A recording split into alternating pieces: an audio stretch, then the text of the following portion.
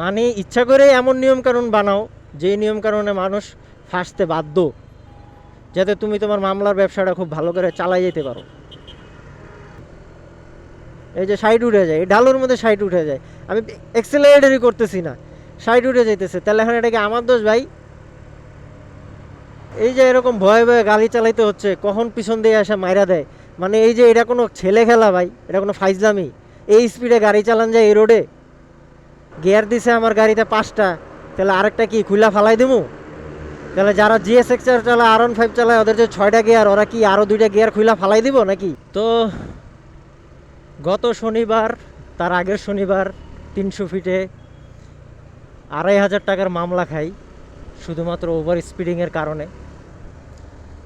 তো এই দেশে আসলেই বাইক 60 স্পিডে চালানো কতটা যুক্তি সম্পন্ন, আর ওই রোডের যে ট্রাফিক ব্যবস্থাপনা, সেটা নিয়ে আজকে একটু ডিসকাস করব। কারণ ওই ভিডিওতে মানুষের গালাগালির অভাব ছিল না, যে 300 ফিট রোডে তুমি নতুন কিনা, তুমি এই কিনা সেই কিনা, বহুত কাহিনী। তো ওই ভিডিওতে আমি নিজেকে জাস্টিফাই করার চেষ্টা করি নাই। সার্জেন যখন মামলা দিছে, মাথা পেতে আমি মামলা নিছি, কোনো আর্গুমেন্টেও যাই নাই।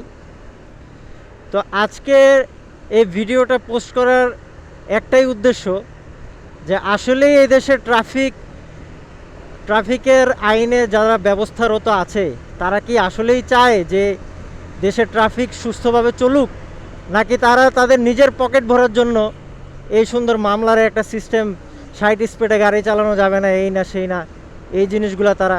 কারণ এই যে দেখেন, এই যে অলরেডি আমার RPM 5000ও হিট করে নাই, অলরেডি 61 উঠে গেছে এই রোডেই, সেখানে 300 ফিটে। মানে কি কোন যুক্তিতে তারা এই রুলস বানাইছে আল্লাহই ভালো জানে।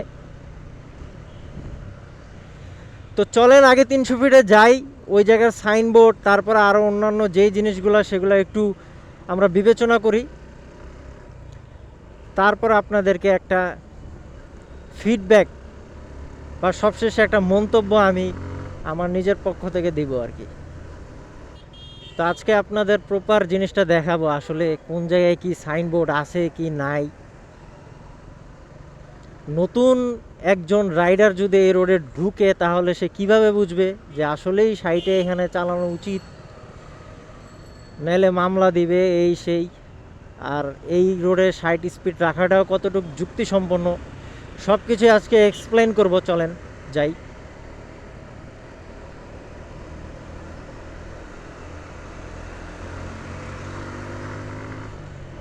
এই যে গাড়ি ছোঁয়া না লাগাইতে 60, how can you expect in this road to ride in speed below 60? মানে ইচ্ছা করে এমন নিয়মকানুন বানাও যে নিয়মকানুনে মানুষ ফাঁসতে বাধ্য, যাতে তুমি তোমার মামলার ব্যবসাটা খুব ভালো করে চালাই যেতে পারো।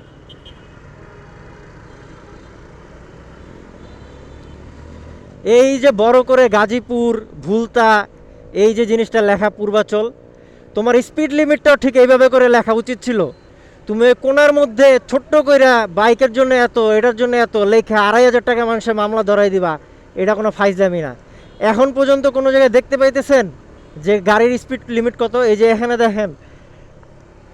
আচ্ছা চলেন আর একটু সামনে যাই।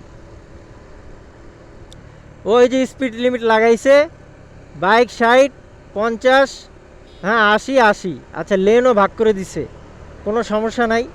মাত্র 4 গিয়ারে 5000 RPMও এখনও ক্রস করে নাই, অলরেডি 60 উঠে গেছে। তাহলে কিভাবে আমি এই রোডে সার্ভাইভ করবো ভাই পিছন দিয়ে? মানে এই স্পিডে কেমনে গাড়ি চালায় মানুষ এই রোডে?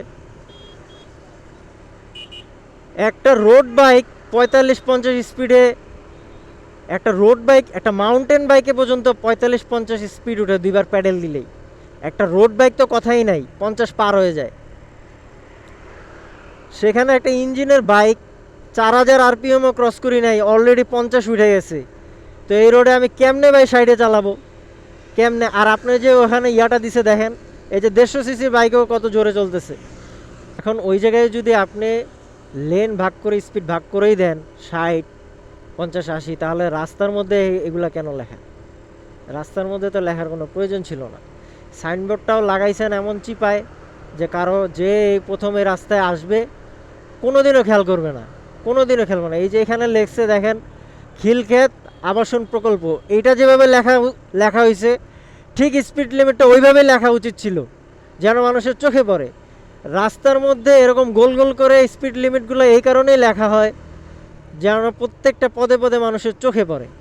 কিন্তু এইভাবে লেখালে তো ভাই কোনার মধ্যে লাগাই রাখলে তো ভাই কারো চোখে পড়বে না, এটাই স্বাভাবিক। দাঁড়ায় এমন জায়গায় পলায়া লুকায় দাঁড়ায় যাতে কেউ না দেখে। ওই যে এখন এই স্পিডে যে ঢালু দিয়ে এই লোকটা যাবে, সামনে যদি থাকে নিশ্চিত মামলা খাবে। এই যে সাইড উঠে যায়, এই ঢালুর মধ্যে সাইড উঠে যায়, আমি এক্সেলারেটরই করতেছি না, সাইড উঠে যাইতেছে, তাহলে এখন এটা কি আমার দোষ ভাই? এই যে এরকম ভয়ে ভয়ে গাড়ি চালাইতে হচ্ছে, কখন পিছন দিয়ে এসে মাইরা দেয়, মানে এই যে এটা কোনো ছেলে খেলা ভাই, এটা কোনো ফাইজলামি? এই স্পিডে গাড়ি চালান যায় এই রোডে? আমাকে ইচ্ছা মতো গত ভিডিওতে গালাগালি করছে, ইচ্ছা মতো গত ভিডিওতে গালাগালি করছে ভাই মানুষ, যে জীবনের প্রথম 300 ফিটে নাকি এই নাকি সেই নাকি। এই যে এই জায়গাটায় মনে হয় গতবার দাঁড়াইছিল। ফাইজলামি একটা, মানুষকে মামলা দেওয়ার জাস্ট খালি একটা ধান্দা, আর কিছুই না। এই স্পিডে আমি কয়দিনে এই রাস্তা ক্রস করব বলেন? কয়দিনে? সব চলে গেল গাড়ি, আমি একা বসে আছি 55 স্পিডে। কমেন্টে তো ভালোই চিল্লাইতে পারেন, রাস্তায় নতুন নাকি এই নাকি, স্পিড লিমিট ক্রস করছো কে, এই করছো কে। গিয়ার দিছে আমার গাড়িতে 5টা, তাহলে আরেকটা কি খুলা ফালাই দেবো? তাহলে যারা GSX-R চালায়, R15 চালায়, ওদের যে 6টা গিয়ার, ওরা কি আরও 2টা গিয়ার খুলা ফালাই দিব নাকি? এখন আমি যদি গিয়ার 4-এ রাখি, আমার গাড়ি করে ঘে ঘে, গিয়ার 5-এ দেই উঠা যায় 60-এর উপরে। তো মানে কি একটা অবস্থা।